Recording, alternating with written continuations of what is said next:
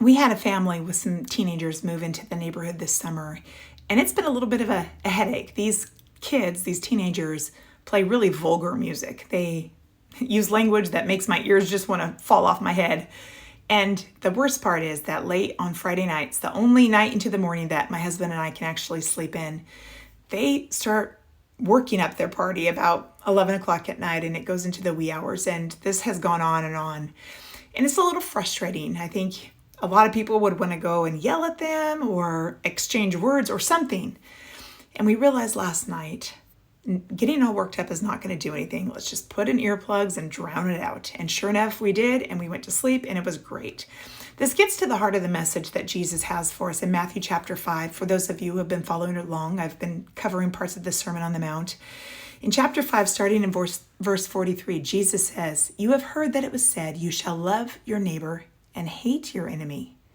But I say to you, love your enemies and pray for those who persecute you, so that you may be children of your Father in heaven."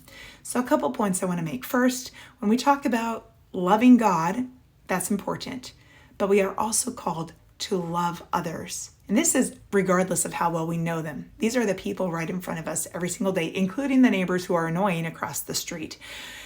And so we are to love them with self-sacrificing love that puts them first. So not our sleep, not our needs, love them first. And then, not only are we to love them, we are to pray for them.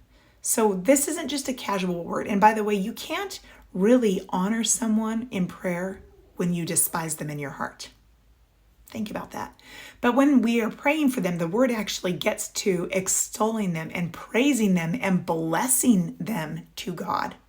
Think about that. That is what we are to do with our enemies who persecute us. And this word actually is more than just the persecute as in persecuting a Christian. This is a Greek word that can mean insult, treat abusively, revile, falsely accuse or slander, to threaten, harass, trouble, molest, or mistreat. So a whole bunch of things fall in that definition.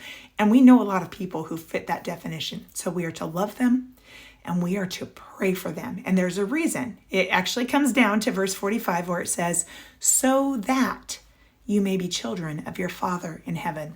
Some translations have this as an if-then statement.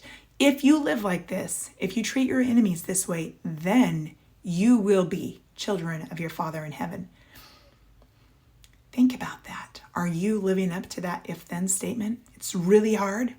It's really pointed truth from Jesus, but one that's really important for us to take to heart. I hope you consider it today. Blessings on you.